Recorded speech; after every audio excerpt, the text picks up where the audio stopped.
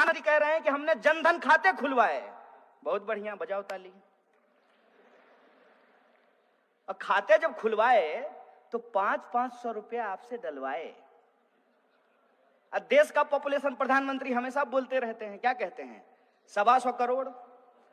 अरे 125 करोड़ में से 50 करोड़ भी यदि खाता खुला तो 50 करोड़ गुना 500 रुपया कितना हुआ? जोड़ते रहिए, सुन्ना डालते रहिए। और एनपीए किसका माफ किया गया? किसका कर्जा माफ किया गया? किसान का। किसका माफ किया गया? अंबानी जी का। कितना कर्जा माफ हुआ है सोच के बताइए। उसका फिगर आपको पता है? आपको घर में जितना कमरा होगा सब में भी रखिएगा तब भी जो है बाहर रह जाएगा। 3,16,500 करोड़ रुपया कर्जा माफ किया गया है।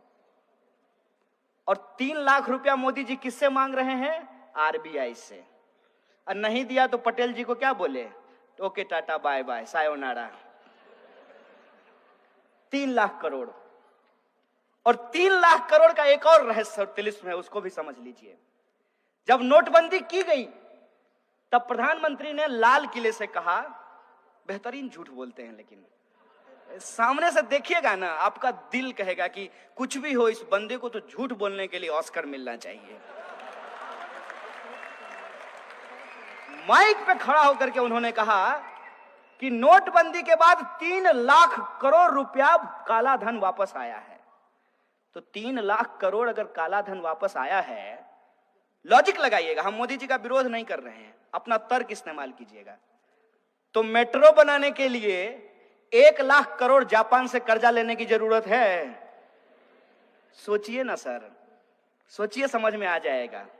अरे कोई जन्मजात मोदी विरोधी थोड़ी हम पैदा हुए थे, उनका विरोध करने में मजा थोड़ी आता है। It's bad job, it's not a good job. क्यों करना पड़ रहा है? इसलिए करना पड़ रहा है कि बाप दादे ने जो पेड़ लगाए थे उसका मजा हमने लिया। इस देश में यदि बाबा साहब भीमराव अंबेडकर का संविधान नहीं होता तो इस देश में पब्लिक एजुकेशन पे पैसा खर्च नहीं होता और पब्लिक एजुकेशन के भीतर एक ही बेंच पे ब्राह्मण और दलित का बच्चा एक साथ बैठ करके पढ़ाई नहीं कर रहा होता। यह है संविधान की ताकत। यह संविधान किसी एक जाति, किसी एक धर्म के लिए नहीं है, यह संविधान इस देश के लिए है और देश देश के लोगों से बनता है तो लोगों के हक और अधिकार के लिए है, न्याय और बराबरी के लिए है। ये जो संविधान की ताकत है उससे जो हमने पढ़ाई की है, ये हमारी जिम्मेवारी है कि हम इसकी रक्षा करें। उसी प्रोसेस में आप ये देखिए, 1 लाख करोड़ रुपया कर्जा ये ले लिए हैं, नारा क्या लगा रहे हैं?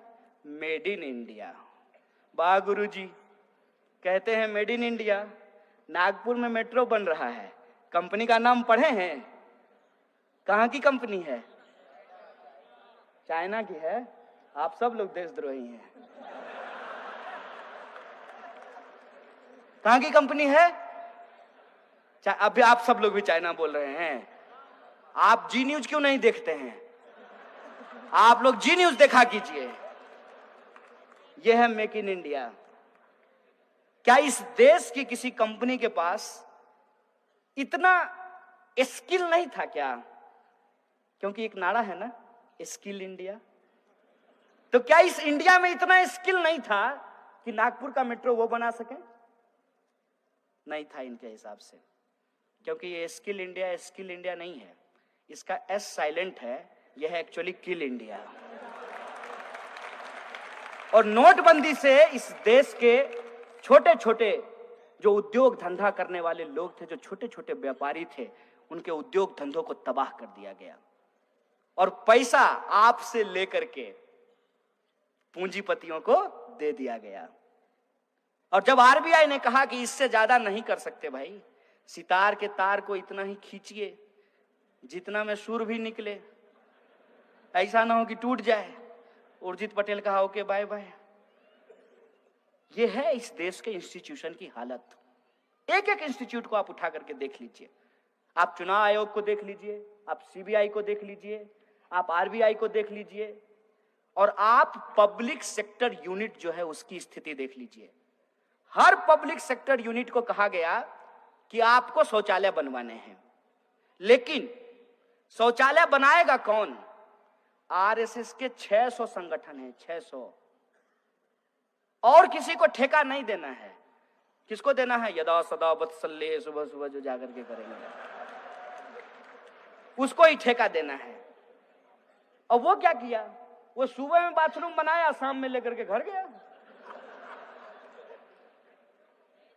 हम तो अब पूछना बंद कर दिए हैं कि 15 लाख हमारे खाते में आया कि नहीं आया। हम तो सिर्फ ये सरकार से जानना चाहते हैं कि जो बाथरूम आपने बनवाया उसमें पानी आता है कि नहीं आता है। जब लोगों को जोर से आ जाए तो पानी मिलेगा कि नहीं मिलेगा। हम तो ये पूछना चाहते हैं। किसी चीज का कोई हिसाब नहीं है। और भावनात्मक बातें, जैसे गांधी जी का चश्मा स्वच्छ भारत के पोस्टर पे लगा दिया है। ऐसा लगता है कि गांधी से कोई उसका चश्मा छीन करके सावरकर के सर पे लगा दिया हो। मैं कैसे महसूस करते होंगे आप कल्पना कीजिए। थोड़ा जो अपना इमेजिनेशन पावर है उसको देखिए कि सामने में एक बैनर हो जिसपे एक तरफ गांधी हो और दूसरे तरफ मोदी हो, तो गांधी जी को कैसा महसूस कर लगता होगा? अरे यार कहां फंस गए। इससे अच्छा तो राष्ट्रपिता नहीं होते। मने जो लोग मार करके मिठाई बांटी और उस हत्या को वध बताया, वध। अगर मैं गलत बोल रहा हूं तो मुझे बताइएगा। गांधी हत्या को ये लोग गांधी वध बोलते हैं। वही लोग सत्ता में आकर के कितना बेहतरीन एक्टिंग करते हैं मोदी जी, समझिए। जब वो गांधी पे फूल डाल रहे होते हैं, कितना बेहतरीन एक्टिंग है। कितना बेहतरीन एक्टिंग है जब वो बाबा साहब अंबेडकर के फोटो पे माला चढ़ा रहे होते हैं। क्योंकि उनका सोच क्या है? सोच है उनका कि गटर में उतरने से आध्यात्मिक सुख मिलता है। गजब का प्रधानमंत्री हो यार।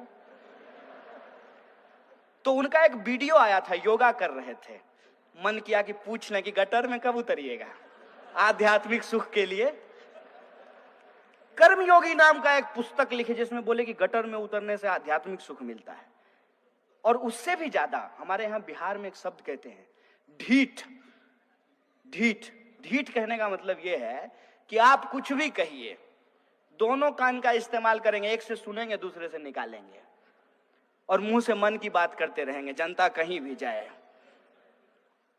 प्रधानमंत्री कहते हैं कि गटर के गैस से चाय बनाई जा सकती है। उनको गटर का गैस दिख जाता है। आपको गैस दिखा है?